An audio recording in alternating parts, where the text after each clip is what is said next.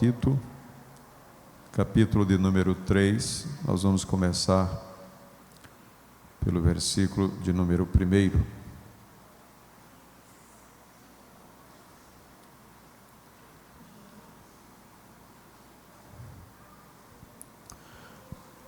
Tito, capítulo 3, versículo 1.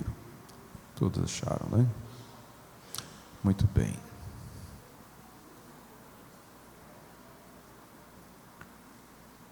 Nos diz assim a palavra do Senhor: admoesta-os a que se sujeitem aos principados e potestades, que lhes obedeçam e estejam preparados para toda boa obra, que a ninguém infame, nem sejam contenciosos, mas modestos, mostrando toda mansidão para com todos os homens.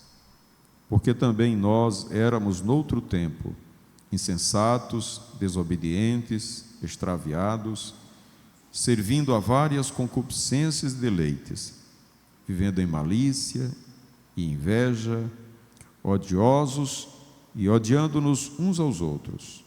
Mas quando apareceu a benignidade e o amor de Deus, nosso Salvador, para com os homens, não pelas obras de justiça que houvéssemos feito, mas segundo a sua misericórdia, nos salvou pela lavagem da regeneração e da renovação do Espírito Santo, que abundantemente Ele derramou sobre nós por Jesus Cristo, nosso Salvador, para que, sendo justificados pela sua graça, sejamos feitos herdeiros segundo a esperança da vida eterna.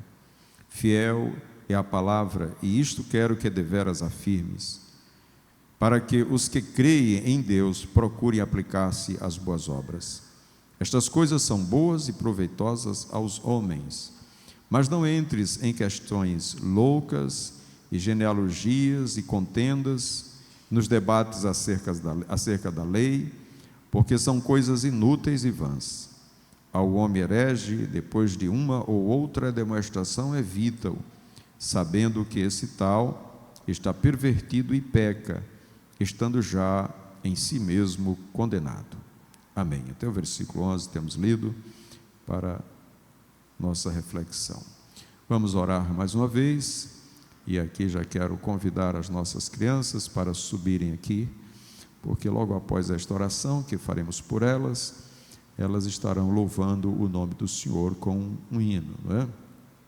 Vamos estar orando pelo irmão Soares, que está enfermo, e vamos estar orando também pela família do pastor Celedon. Tivemos aqui a cerimônia da nossa irmã Marta e precisamos orar por toda a família para que Deus console os corações.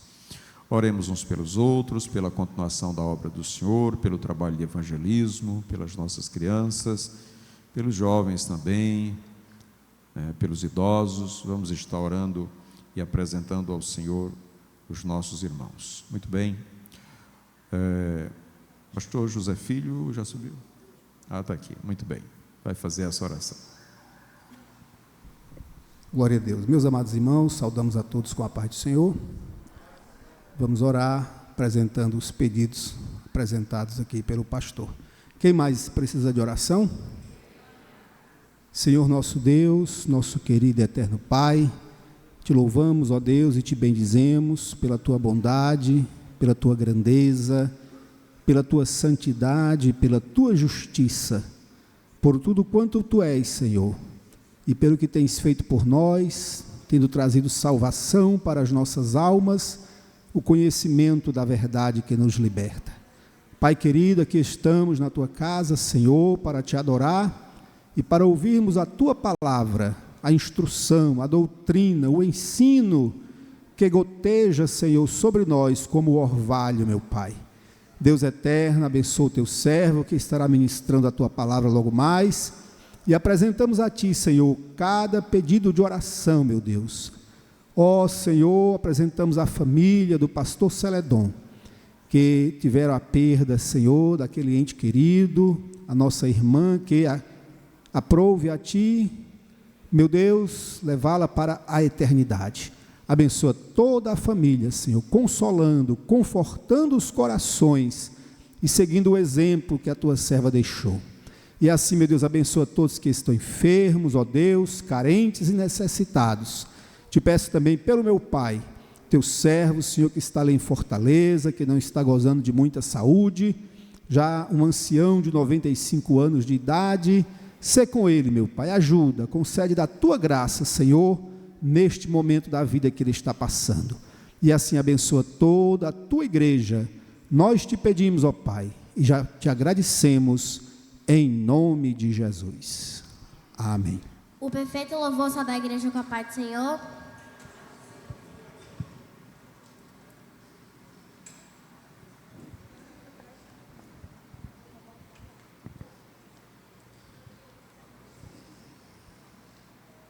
Nossa.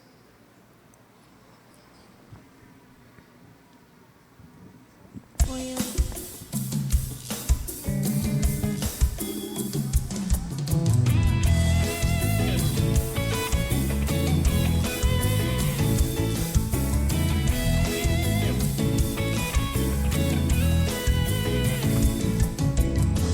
O cego de Jericó não via e fazia assim. O cego de Jericó não via e fazia assim. O cego era triste porque não podia ver. Mas encontrou Jesus e agora vai dizer: eu posso ver, eu posso ver, eu posso ver. Agora eu tenho a luz. Eu posso ver, eu posso ver, eu posso ver o poder de Jesus. Na Galileia um aleijado sem Jesus andava torto assim. Na Galileia um aleijado sem Jesus andava torto assim. E o final dessa história para quem quiser saber, ele encontrou Jesus e agora vai dizer: eu vou correr, eu vou correr, eu vou correr, feliz eu vou viver. Eu vou pular, eu vou pular, eu vou pular, Jesus vou adorar. A viúva de Naim estava chorando assim. A viúva de Naim estava chorando assim. Mas Jesus no caminho com ela se encontrou. Trazendo de volta o seu filho, a viúva então cantou. Por quê? O filho dela levantou, o filho dela levantou, o filho dela levantou, ele ressuscitou. O filho dela levantou, o filho dela levantou. Glória a Deus, ele ressuscitou. É assim que Jesus fez, é assim que Jesus faz. Prodígios, milagres, maravilhas e sinais. É assim que Jesus fez, é assim que Jesus faz. Prodígios, milagres, maravilhas e sinais. O que não via assim, agora vê assim. O que andava assim, agora corre assim. O que chorava assim, agora canta assim. O que não via assim, agora vê assim. O que andava assim, agora corre assim. O que chorava assim, agora canta assim. É assim que Jesus fez, é assim que Jesus faz. Prodígios, milagres, maravilhas e sinais. É assim que Jesus fez, é assim que Jesus faz. Prodígios, milagres, maravilhas e sinais. É assim que Jesus fez, é assim que Jesus faz. Prodígios, milagres, maravilhas e sinais.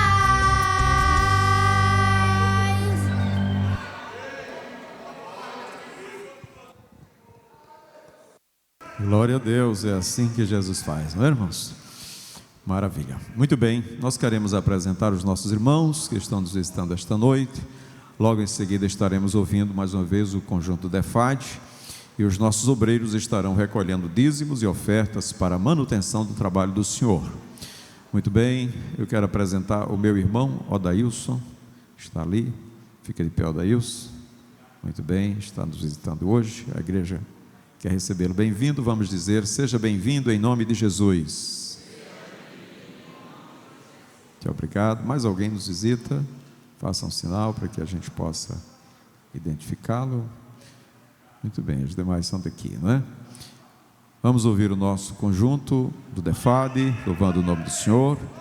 Logo após, aliás, enquanto eles louvam, nós vamos contribuir com dízimos e ofertas para a manutenção do trabalho do Senhor.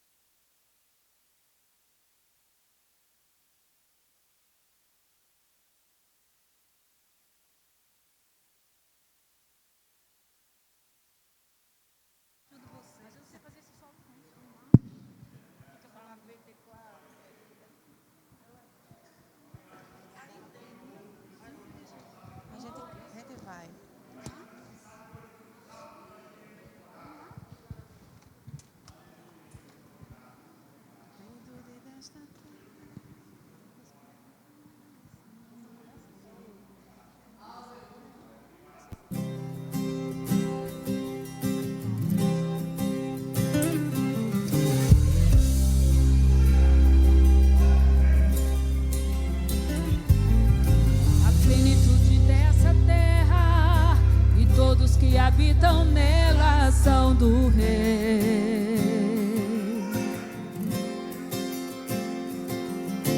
Foi Ele quem criou os mares, pintou os rios em suas margens, sim, o Rei.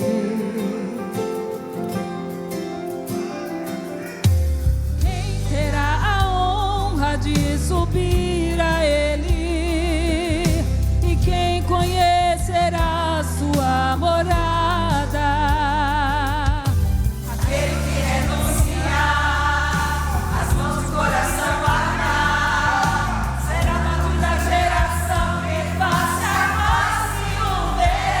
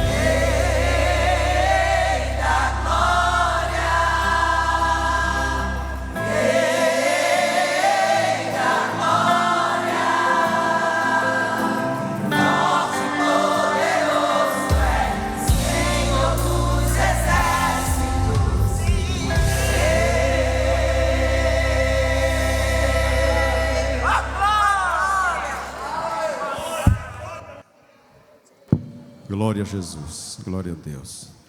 Muito bem, não sei se a irmã Hanane tem algum aviso a dar. EBF, Escola Bíblica. Muito bem, depois a irmã Eva, não sei se ela vai querer também dar um aviso. Então vamos ouvir a irmã Hanane falando sobre a Escola Bíblica de Férias.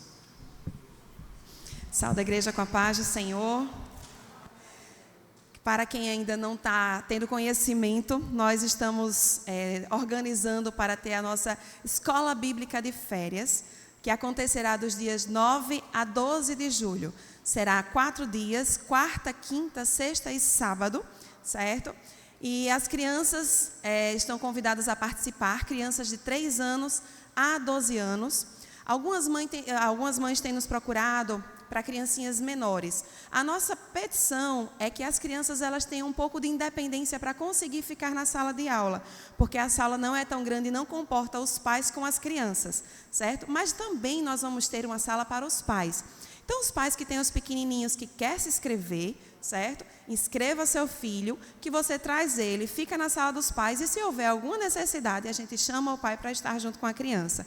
Então, não vamos deixar nossos filhos sem participar da EBF, que será uma bênção, né? Nós estamos no ano da colheita e as nossas crianças elas precisam entender, né, a importância de evangelizar, de ganhar almas para o reino de Deus. E nessa EBF nós vamos trabalhar esse tema da grande colheita. Então eu convido a todos vocês a escrever. Nós temos conosco as fichas de inscrições, né?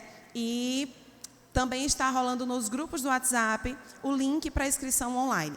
O valor da inscrição é R$ 45,00 por criança. Se você tiver mais de uma criança, o valor fica R$ 40,00 por criança, tá certo? Nós pedimos aos pais que se inscrevam com mais antecedência, não deixem para a última hora, porque tem toda uma preparação, quantidade tem o lanche, tem atividades, brindes que nós precisamos preparar, então nós precisamos da quantidade de crianças. Então eu conto com todos os pais presentes. Amém? Amém, igreja? Amém, muito obrigada.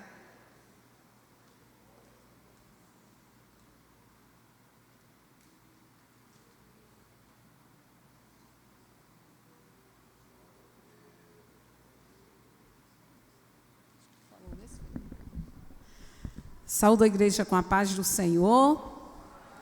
Louvo a Deus por esta oportunidade de estarmos aqui na casa do Senhor para aprendermos mais da sua palavra nesta noite.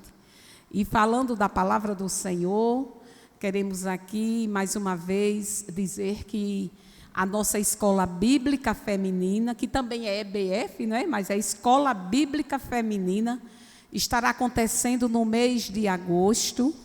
Parece até que está longe, né? Mas o tempo está assim, ó, correndo. E nós já começamos a nos preparar. Estará acontecendo nos dias 9, 10 e 11 de agosto. E o tema da nossa EBF, esse ano, da Escola Bíblica Feminina, é A Tua Palavra é a Verdade. O texto base é o Evangelho de João, capítulo 17 e o verso 17. E nós estamos aqui convidando as irmãs para participarem conosco, fazendo a sua inscrição e também fazendo parte do grande conjunto. Os ensaios do grande conjunto está acontecendo na segunda-feira e nós estamos adiantando também porque estamos fazendo uma blusa, não é, para estarmos todas aqui bem bonitas, preparadas para servir ao Senhor e aprender dele. E nós já estamos com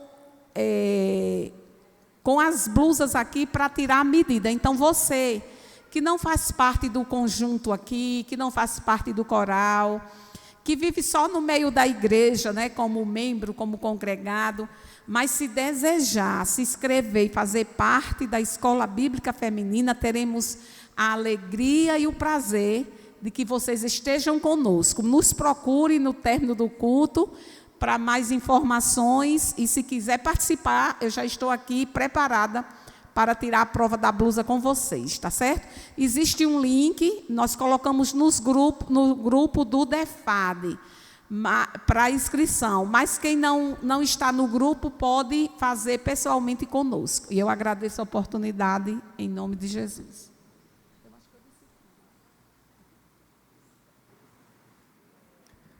Meus irmãos, a paz do Senhor, mais uma vez, eu pedi ao pastor essa oportunidade para fazer um comunicado à igreja, que nós estaremos viajando sábado, agora, para Fortaleza, e a previsão de passarmos mais ou menos 7 a 8 dias lá. Uma previsão, não sabemos se haverá necessidade de passar mais algum tempo. E o motivo da nossa viagem, irmãos, é para dar um apoio ao meu pai, que tem 95 anos de idade, e ele está com alguns problemas de saúde. Não são problemas muito simples, além do avançar da idade. A gente estava com a viagem programada mais para frente, mas eu senti o desejo e a necessidade de antecipar, para estar com ele, para dar um apoio, levar para médico e tanta coisa, e mais assim mesmo, para fazer uma companhia e dar um apoio lá mais pessoal, né? A gente fica à distância, monitorando, mas nada como aquela presença mais próxima. Então, eu quero fazer esse comunicado para os irmãos e, ao mesmo tempo, pedir oração pela nossa viagem. Eu vou com a minha esposa, para Deus nos levar, nos trazer em paz. Orem também pelo meu pai, pastor José Vieira, que Deus venha ali fazer conforme o seu querer e a sua vontade. Amém. Agradeço a oportunidade em nome de Jesus e já agradeço pelas orações dos irmãos. Amém. Nós estaremos orando pelo pastor José Filho, por sua viagem. Certamente que Deus o levará e trará de volta em paz. Queridos irmãos, temos lido uma palavra na epístola do apóstolo Paulo a Tito, capítulo de número 3. E eu gostaria de meditar em alguns versículos da palavra do Senhor. Tito 3. Nessa epístola, o apóstolo Paulo, ele ademoesta ao seu filho na fé, Tito, sobre a maneira de se comportar dos irmãos na igreja, e aqui ele faz alusão ao que Tito deveria fazer e o que ele gostaria de ver no meio da igreja e como os irmãos deveriam viver a sua vida cristã. Que a vida cristã, meus irmãos, não é uma vida que eu poderia dizer que você viva de qualquer maneira. Quando você aceita Jesus Cristo como seu Salvador, todas as coisas mudam na sua vida. E o novo nascimento, a regeneração, ela provoca isso no nosso viver. E quando o apóstolo Paulo diz a Tito, no versículo 8 do capítulo 3, diz: fiel é a palavra, e isto quero que deveras afirmes, para que os que creem em Deus procurem aplicar-se às boas obras. Estas coisas são boas e proveitosas aos homens. Então ele disse: aqueles que creem em Deus, aqueles que foram regenerados, como diz o versículo 5, não é? Que eles foram regenerados pela lavagem da regeneração e renovação do Espírito Santo. E aqui o apóstolo Paulo quer dizer: aqueles que nasceram de novo, que tiveram uma nova vida, devem viver uma vida diferente daquela que vivia antes. Uma vida de justiça. Uma vida de justiça. A vida de justiça, irmãos, ela requer um esforço. Ela requer de nós uma dedicação. Se nós não tivermos o desejo de viver essa vida de justiça, nós não a viveremos. Porque o mundo, ele nos levará. Mas se eu procurarmos viver uma vida de acordo com a palavra de Deus, certamente que esta vida dará, não é, bons frutos, terão obras e elas também agradarão a Deus. Agora, Para se ter essa vida de justiça, é necessário observar o que diz a palavra do Senhor, porque a vida de justiça é isso, é viver uma vida de acordo com a palavra de Deus. Quando Jesus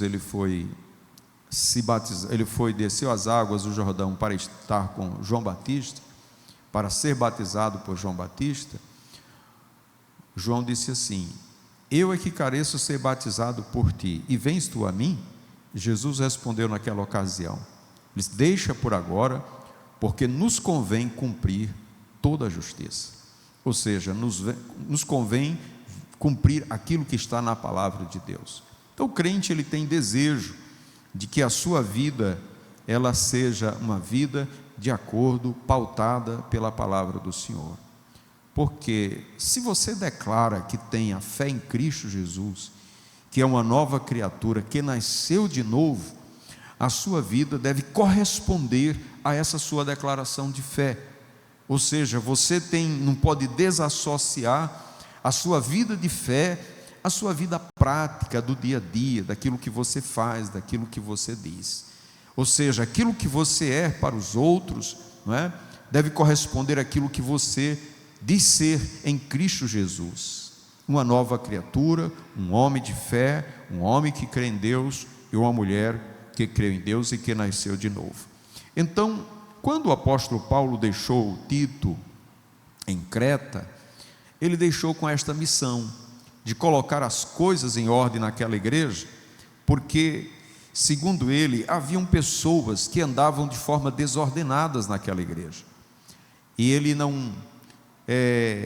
como não podia estar ali com Tito, ele envia Tito, deixa Tito naquela igreja e pede para que ele coloque em boa ordem aquela igreja.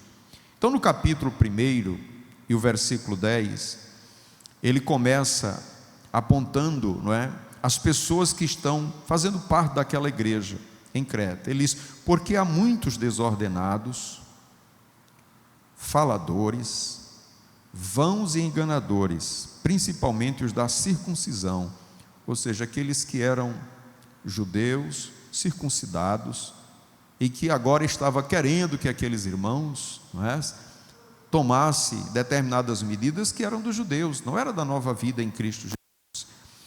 E isso faziam para que pudesse ter autoridade sobre os irmãos, para que pudesse se impor sobre os irmãos.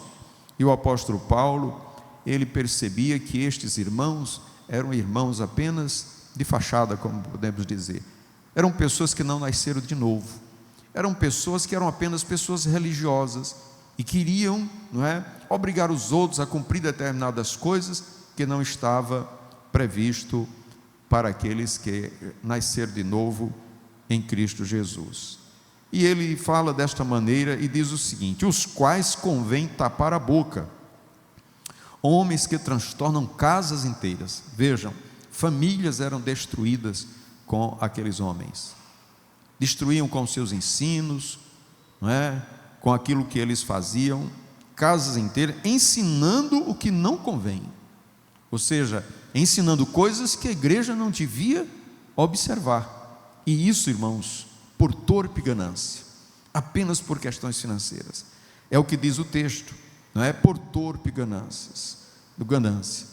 Então um deles, seu próprio profeta, disse: os cretenses são sempre mentirosos, bestas ruins, ventres preguiçosos.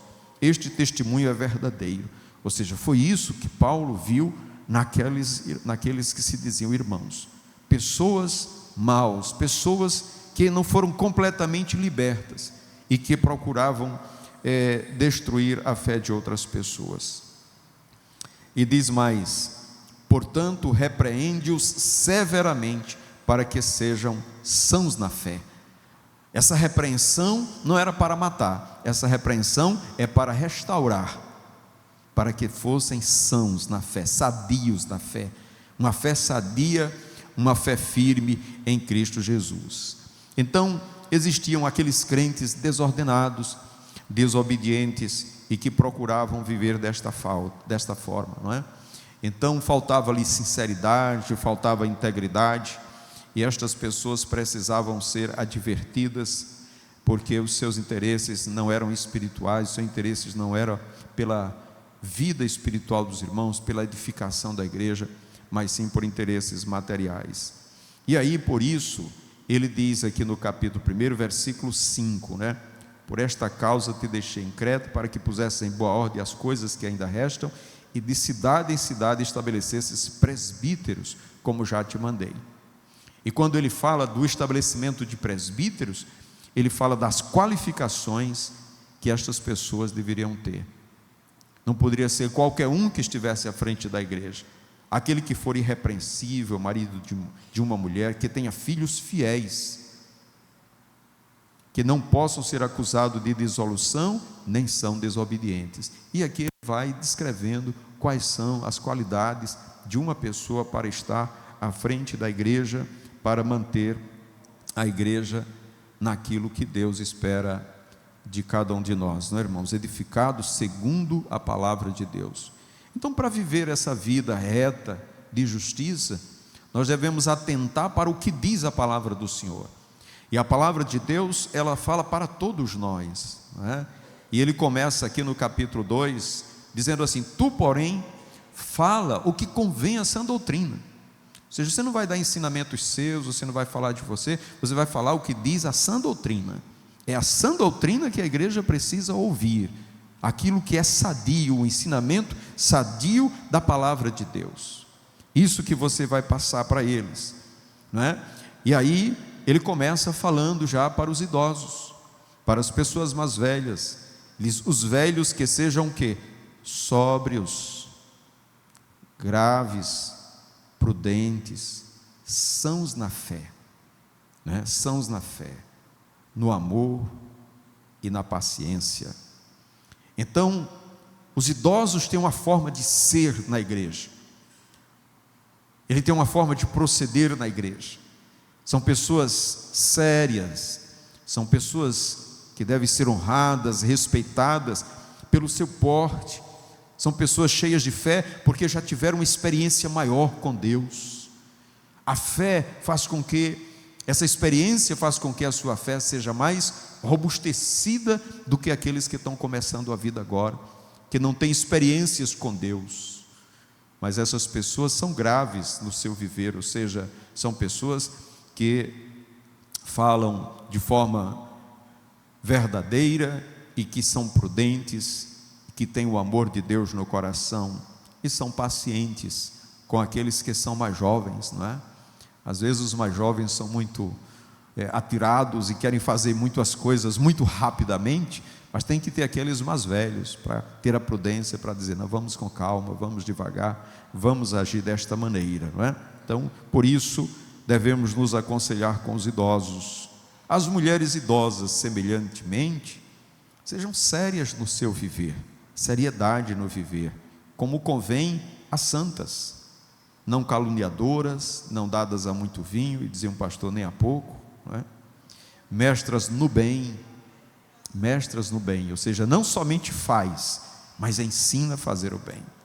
São mestras em fazer o bem, não é? E diz mais, que essas mulheres idosas, elas ensinem as mulheres mais novas a serem prudentes. As mais novas precisam de prudência, e essa prudência vem das mais velhas. A amarem seus maridos e amarem seus filhos. Ou seja, são elas que vão nutrir o amor na família, vão amar os seus maridos e seus filhos. E não existe família se não existir amor, não é? Amor no casamento, amor junto aos filhos, amarem os seus filhos. E aqui, meus irmãos, quantas têm abandonado os seus filhos? E o abandono é falta de amor, não é? Abandono é falta de amor. Então, a serem moderadas, castas, boas donas de casa, sujeitas a seu marido, a fim de que a palavra de Deus não seja blasfemada. Isto é a palavra do Senhor que está dizendo. E isso requer de cada um de nós, irmãos, diligência, esforço, para poder atender o que diz a palavra de Deus. Nós não podemos simplesmente agir de qualquer maneira, mas nos esforçar para termos uma vida de justiça, para que a nossa fé que professamos, ela esteja condizente com a nossa realidade de vida, com a nossa prática de vida. Exorta semelhantemente aos jovens, a que sejam moderados. Faça as coisas com moderação, sem exagero, sem extremismos, não é? Ou é muito ou é pouco, não, de forma moderada. Ele diz mais a Tito: em tudo te dá por exemplo de boas obras. Em tudo te dá por exemplo de boas obras. Tito, ele tinha uma grande responsabilidade, a prática das boas obras. A prática das boas obras eram necessárias na vida do obreiro, para que outros pudessem perceber, para que outros pudessem ver. Veja que no capítulo 3 que lemos, versículo 8 diz assim: e quero que deveras afirme que os que creem em Deus procurem aplicar-se às boas obras. Ou seja, não somente Tito, mas todos que creem em Deus devem aplicar-se, ou seja, voltar-se, ter uma vida prática nas boas obras. Em tudo te dá por exemplo. Na doutrina mostra incorrupção, gravidade, sinceridade, linguagem sã e irrepreensível. Olha, aqui ele está falando para o obreiro Tito, dizendo que o obreiro não pode ter uma linguagem qualquer, tem que ter uma linguagem santa, não é? Uma linguagem que serve para edificação dos outros. Então, até mesmo naquilo que você fala, você tem que ter prudência, como você está falando, o que sai da sua boca, uma linguagem sã e irrepreensível. Não é aquela pessoa que a todo tempo as pessoas estão lhe corrigindo, lhe chamando a atenção pelo que você fala, pelo que você diz. Não, tem que ter muita atenção no que diz, para não ficar sendo repreendido pelos outros. Irrepreensível, para que o adversário se envergonhe, não tendo nenhum mal que dizer contra nós. E aqui ele estava falando dos obreiros. Mantenha-se nessa posição para não servir de motivo para que o adversário fale mal de nós. Devemos ser cuidadosos quanto a isso. Exorta aos servos que se sujeitem a seu Senhor e em tudo agradem, não contradizendo. E aqui, irmãos, ele está falando para servos, na época escravos, que não recebiam salários, não eram assalariados, simplesmente trabalhavam para os seus senhores. Você imagine aqueles que têm um salário, que têm direitos, não é? Que trabalham para os seus patrões. A palavra do Senhor diz: se sujeite ao seu Senhor e em tudo agradem, não contradizendo, não defraudando, antes mostrando toda boa lealdade, para que em tudo sejam ornamentos da doutrina de Deus nosso Salvador. Ornamentos da doutrina, aquilo que falávamos dias atrás aqui, o ornamento da doutrina. As pessoas não conhecem a palavra de Deus, mas ela vê em você, no seu comportamento, o que é o fruto da doutrina, do ensino da palavra de Deus, e você serve como ornamento, aquilo que é visto, aquilo que está diante dos nossos olhos. E as boas obras diz respeito àquilo que as pessoas veem. Talvez a pessoa não veja a sua fé, mas ela consegue ver o que você faz, ela consegue ver o que você diz. Por isso as obras se manifestam, são aparentes. Por isso o apóstolo Paulo diz: vejam o que é que essas pessoas fazem na igreja. Então as obras dessas pessoas más o denunciaram, revelaram o tipo de pessoas que eram. O comportamento deles mostrou quem eles eram. Então, muitas vezes as obras revelam o que está no coração. O que ninguém vê é visto pelas obras. Por isso, se você tem boas obras, as pessoas vão ver as boas obras que você faz. Mas também, se você tem obras más, as pessoas verão as suas obras más. E elas lhe identificarão, e lhe classificarão, lhe rotularão pelo que você faz, não pelo que você diz quem é, ou o que você diz ser, mas pelo que elas veem em você.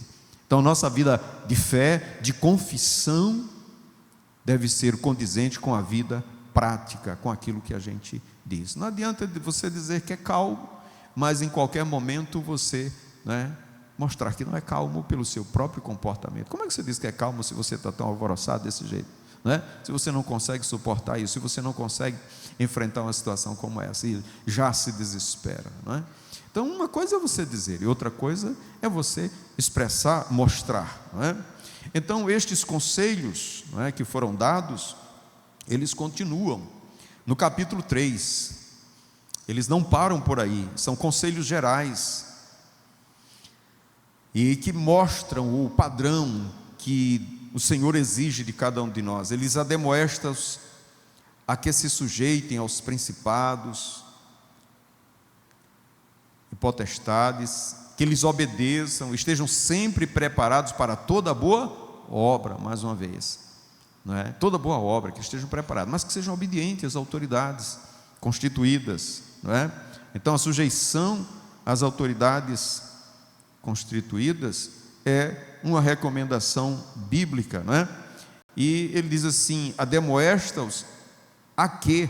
Ou seja, fala para eles que eles busquem isso, que eles se apliquem a isso. Não é uma coisa que eles vão decidir, mas que eles façam dessa forma, desse jeito, né? Então, ter disposição para a prática do bem, para que estejam preparados para toda boa obra. Uma preparação, algo que requer esforço, dedicação, aplicação, para estar preparado. Você está preparado para correr? Muitas vezes você não está preparado para dar uma carreira. Por quê? Porque você não fez o exercício. Mas se você sabe que você vai fazer um exercício que vai requerer de você esforço, você vai procurar estar preparado, para no momento que for fazer este exercício, você está apto para aquilo. Da mesma forma, para quem está sendo solicitado que pratique boas obras, deve também estar preparado para esse momento, para no momento necessário se aplicar às boas obras. Estas coisas ele fala, irmãos, para que nós possamos compreender qual é a vontade de Deus para a nossa vida e aquilo que devemos demonstrar no nosso viver. Ele continua dizendo que a ninguém infame, que não sejam contenciosos, briguentos, cheios de confusão, mas modestos, mostrando toda mansidão para com todos os homens. Uma coisa triste é você ver, não é, um crente que se diz crente, todo mundo sabe que é crente, você passa na rua e está discutindo com as pessoas, não é? Discutindo no trânsito, discutindo com gente dentro de loja, discutindo com vendedor de loja. Irmãos, isso é uma coisa, não é, que nós não esperamos de um cristão, não é? E principalmente depois que a pessoa não é, perde o equilíbrio todo, aí a pessoa diz: Pai do Senhor, meu irmão, olha que vergonha, não é? Era uma crente também e a pessoa fez aquele papel todo, né? Então, não contenciosos, mas mostrando toda mansidão para com todos os homens, porque também nós éramos, veja, nós éramos, irmãos, nós éramos, no outro tempo, insensatos, desobedientes, extraviados, servindo às várias concupiscências, deleites, vivendo em malícia, eram maliciosos, invejosos, odiando-nos uns aos outros. Éramos desse jeito. Mas agora, diz o texto, mas quando apareceu a benignidade e o amor de Deus, nosso Salvador, para com os homens, não pelas obras de justiça que houvéssemos feitos. E aqui entra uma questão: o crente não é salvo pelas obras, ele é salvo pela fé em Cristo Jesus, mas ele é salvo por uma fé que leva às boas obras. Não é que as boas obras salvam, a fé salva, mas a fé que é demonstrada por meio de obras. Nós vamos ver isso lá em Tiago, não é? Então, o que seriam as boas obras? Tudo aquilo, não é? O que seria a vida de justiça? Tudo aquilo que é contrário às obras das trevas, aquilo que nós praticávamos, que eram as obras das trevas. Então, essa vida de justiça, ela se contrapõe a essa vida que vivíamos nas trevas, no engano, na malícia, na inveja. Nós não podemos mais viver desta maneira, porque são obras da carne, são obras que se manifestam e todos veem. Mas diz o Senhor que quando Ele apareceu com sua benignidade, com seu amor, nosso Salvador para com os homens, não pelas obras de justiça que houvéssemos feito, mas segundo a sua misericórdia, nos salvou, pela lavagem da regeneração e da renovação do Espírito Santo. Veja, aqui ele está dizendo, eles nasceram de novo, eles agora são nova criatura, que abundantemente ele derramou sobre nós por Jesus Cristo, nosso Salvador, para que, sendo justificados pela sua graça, sejamos feitos agora herdeiros segundo a esperança da vida eterna. Então foi Ele quem nos salvou, foi Ele quem nos redimiu para vivermos esta nova vida em Cristo Jesus. Então precisamos ser pacíficos e precisamos também praticar as boas obras, Veja, o versículo 14 do capítulo 3 de Tito, ele diz, e os nossos, ele está falando aqueles que são crentes, que pertencem à igreja, e os nossos aprendam também a aplicar-se às boas obras, nas coisas necessárias, para que não sejam infrutuosos, ou seja, para que você produza fruto, para que você possa mostrar que está em Cristo Jesus, você precisa praticar as boas obras. Ele diz que os nossos aprendam também a aplicar-se, não é, às boas obras, aplicar a sua vida às boas obras. Então há uma necessidade, irmãos, de tomarmos estes conselhos, não é? E a gente vê isso em várias pessoas aplicadas às boas obras, não é? Em Atos capítulo 9, nós vamos encontrar Dorcas, uma mulher que era cheia de obras. Quando ela morreu, não é? Atos 9, vamos ler só para a gente ver como é bom, não é, viver uma vida na prática das boas obras.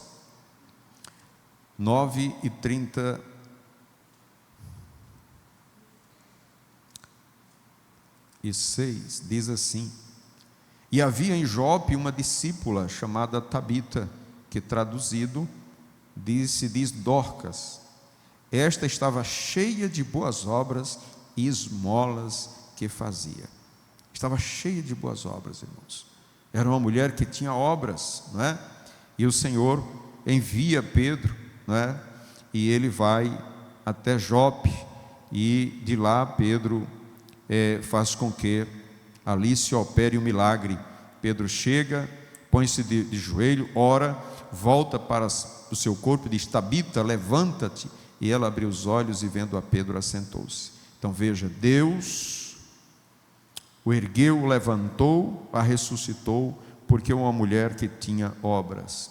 Se nós formos olhar também para Abraão, né? Abraão, ele foi instado por Deus para sacrificar o seu filho Isaque, e ali ele mostrou, não é, a sua fé em Deus, oferecendo o seu filho. Raabe também, uma mulher que demonstra a sua fé em Deus, escondendo os espias. Então as obras acompanham a fé, é necessário que a gente saiba, não é, que as obras acompanham a fé. E Tiago, no capítulo 2, o apóstolo Tiago, ele fala exatamente sobre esta situação de que você, por meio das obras, declara a sua fé em Deus. Tiago ainda fala sobre estas coisas no capítulo 2, versículo 14, ele diz: meus irmãos, que aproveita alguém dizer que tem fé e não tiver obras? Porventura a fé pode salvá-lo? E se o irmão ou a irmã estiverem nus e tiverem falta de mantimento cotidiano, e alguns de vós lhes disserem: ide em paz, aquentai-vos e fartai-vos, e não lhes der as coisas necessárias para o corpo, que proveito virá daí? Não é? Ou seja, que proveito você vai dizer que tem fé, mas na hora de abrir o coração para ajudar o necessitado, você não consegue fazer isso, não é? Então, o nosso serviço a favor dos santos, o nosso serviço em favor dos irmãos, principalmente os domésticos na fé, ou seja, aqueles que fazem parte da família da fé, estes irmãos em Cristo, não é, se constitui numa expressão da nossa fé. Tudo quanto a gente faz, o nosso trabalho, o nosso serviço, faz parte da nossa fé. Então a fé, ela se completa com as obras. Ninguém é salvo pelas obras, também não é salvo somente pela fé, porque quem diz que tem fé, diz o apóstolo, que precisa também ter obras. E diz mais: assim também a fé, se não tiver obras, é morta em si mesmo. Mas dirá alguém: tu tens a fé e eu tenho as obras. Mostra-me a tua fé sem as tuas obras, e eu te mostrarei a minha fé pelas minhas obras. Então as obras declaram a fé, mas a fé só sem as obras, ninguém vê, ninguém percebe, porque a fé, ela tem que ser acompanhada de obras, não é? Então a fé sem as obras, ela é de nenhum proveito, mas elas se completam, uma completa a outra.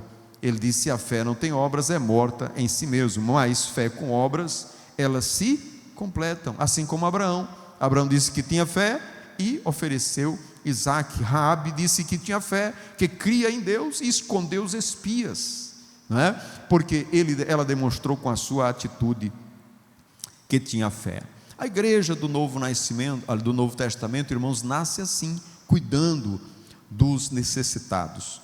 Quando eles se reuniam, eles tinham tudo em comum e eles repartiam o pão para que todos que tivessem necessidade. E havia alguns que começaram a não ser atendidos nas suas necessidades. Foi necessário levantar quem? Os diáconos, para que pudesse atender aquela parte da igreja que não estava sendo bem servida. E os diáconos atentavam para estas coisas, e os apóstolos, não é? Eles continuavam ministrando a palavra de Deus e continuavam vivendo uma vida de oração.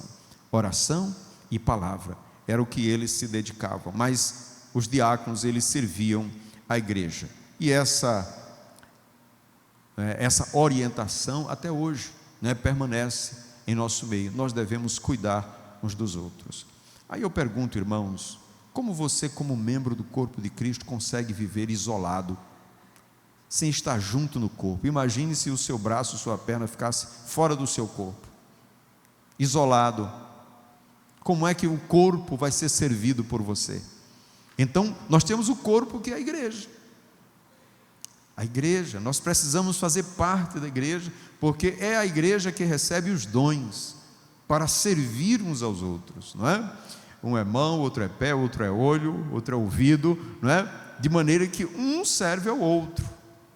E ainda tem pessoas que acham que pode, não é, fazer parte da igreja sem fazer parte da comunidade dos santos, da comunhão dos santos, não é? Mas esse foi o modelo que o Senhor deixou para a sua igreja, para vivermos em união. Então, nós precisamos de ter fé, mas de ter uma conduta condizente com a nossa fé. Devemos demonstrar a nossa fé através da nossa conduta, da nossa maneira de ser, não é? A maneira de ser.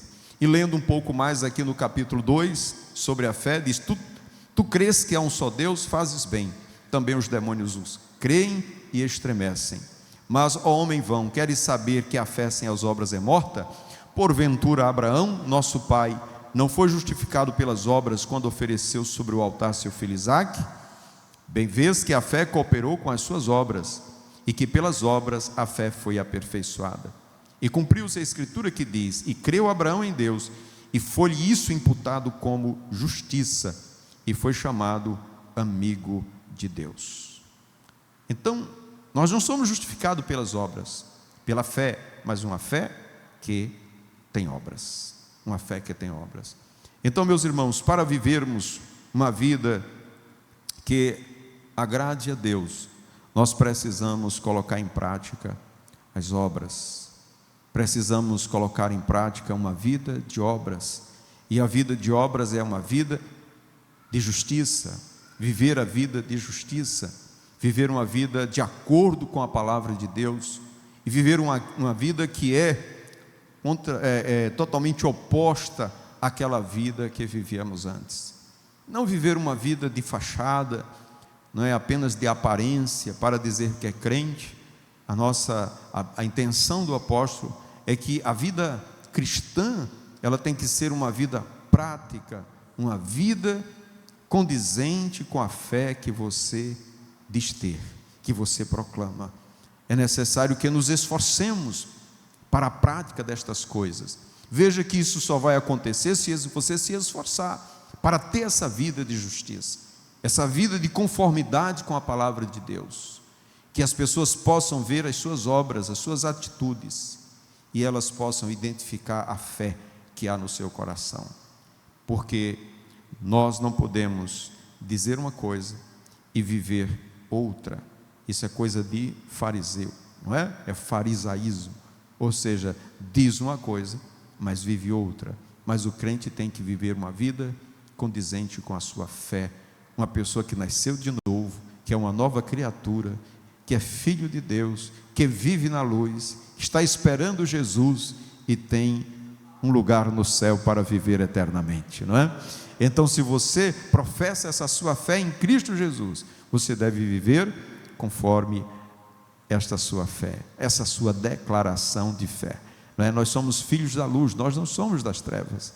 Nós temos o Espírito Santo conosco, Cristo habita em nós, e nós devemos dar testemunho de Cristo em nosso viver, de maneira, meus irmãos, que possamos viver de tal forma que as pessoas vejam Cristo em nós, vejam Cristo na nossa vida, que o nosso viver demonstre que Cristo está em nós, que a nossa vida é muito, condizente com a vida de Cristo Jesus, que as pessoas olhem para nós e vejam Cristo em nós, no nosso proceder, na nossa maneira de atentar para a necessidade dos outros, que esteja preocupado e voltado no bem-estar do outro também. Então, que o Senhor possa nos ajudar a viver essa vida de justiça, que eu sei que não é fácil, mas a graça de Deus que nos é dada, nos capacita a viver de acordo com a palavra do Senhor. Ela nos capacita, ela nos ajuda, naquilo que a gente não pode, a gente pede a graça de Deus, não é? E ela nos faz superar. Então, quando Paulo estava com aquele espinho na carne, ele estava já sem suportar aquilo, ora por 3 vezes, e o que é que Deus diz para ele? Paulo, a minha graça te basta. Tem coisas que são como espinhos na carne, que nos aflige, que nos machuca, que nos maltrata, que a gente ora para que aquilo desapareça na nossa vida, mas temos a graça de Deus para nos fazer suportar todas as coisas, até mesmo as coisas más que nos sobrevêm, que muitas vezes querem nos tirar da nosso equilíbrio, de uma vida moderada, de uma vida equilibrada, querem nos tirar disso, mas nós devemos orar e pedir: Senhor, me dê graça, me ajude neste momento, não é? Então Deus há de nos ajudar e nos dar uma vida de retidão, uma vida de boas obras, para que Ele seja glorificado em nosso viver. Que Deus nos abençoe. Vamos nos colocar de pé, vamos orar e vamos agradecer a Deus por mais esta oportunidade que tivemos de estar na casa do Senhor, meditando na sua palavra e procurar viver uma vida de justiça, de retidão diante de Deus e dos homens, estando sempre pronto para praticar as boas obras, pois é isso que Deus espera de nós, para que os homens vejam as nossas boas obras e glorifiquem a vosso Pai que está nos céus, desse Jesus, Vejam as vossas boas obras e glorifiquem o vosso Pai que está nos céus. Sim, muito bem, aqui temos o aviso da EBD em síntese, não é? No próximo dia 28 de junho, nós temos este evento, que é um evento para toda a igreja no estado do Rio Grande do Norte. Acontece ali no Centro de Convenções, a partir das 9 horas da manhã. O pastor Douglas Batista, que é comentarista da lição, juntamente com o pastor Martins, estarão ministrando na parte da manhã, e na parte da tarde nós temos, para as classes de adulto, o pastor Douglas, e as demais classes, nós temos os demais palestrantes, pastor Eliezer de Souza, pastor Jairo Caio, o nosso diácono Bruno Santos, e ainda o diácono Moab Santos, e a professora Ivanilca Azevedo, que estará ministrando ali no Centro de Convenções. Nós pediríamos a todos os professores da escola dominical que se inscrevessem, Nosso irmão Elisandro está providenciando a inscrição dos professores. Caso alguém esteja com compromisso de viagem, alguma impossibilidade, comunica a ele que não vai poder participar da EBD em síntese. E qualquer irmão da igreja, qualquer irmão da igreja que desejar participar, não sabe como fazer a inscrição, porque não tem um link, procura o superintendente, procura o seu professor, se inscreva também, faça parte não é, deste evento, que é um evento que acontece para toda a igreja e tem uma finalidade só, irmãos. Tem uma finalidade só: preparar-nos na palavra de Deus, não é, sermos crentes mais cheios do conhecimento da vontade de Deus, para melhorarmos como cristãos, termos um conhecimento melhor da palavra de Deus. Ninguém melhor do que o próprio escritor da lição, o comentarista da lição, para nos trazer os ensinamentos da escola bíblica dominical. Muito bem, nós vamos orar ao Senhor nosso Deus, e logo após a oração, o pastor José Filho vai estar impetrando a bênção apostólica. Vou convidar nosso irmão Samuel. Muito bem, nosso irmão Samuel, o presbítero Samuel, vai estar orando ao Senhor, o pastor José Filho vai estar impetrando a bênção.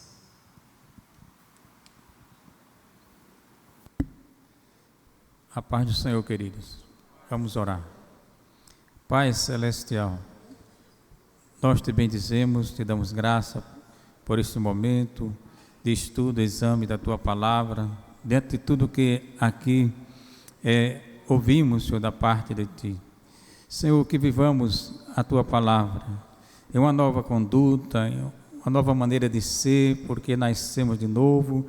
O teu Espírito operou em nós, Senhor, este processo, e agora precisamos viver, sim, Senhor, viver em obediência à tua voz, à tua palavra. E como é bom, Senhor, viver aquela obediência não imposta, mas a obediência alegre, satisfeito, Senhor, porque tu és verdadeiramente aquele que nos assiste, que tem cuidado de nós, e propuseste para nós gratuitamente a salvação em Cristo Jesus. Assim, Senhor, sê conosco, abençoe em continuação as atividades da tua casa. Sim, meu Pai, assim nós oramos a ti, em o nome de Jesus. Amém.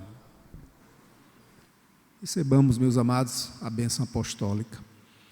Que a graça de nosso Senhor e Salvador Jesus Cristo, o amor de Deus, o nosso eterno Pai, que a comunhão e as benditas consolações do Espírito Santo sejam conosco e com todo o povo de Deus, hoje e para todo sempre.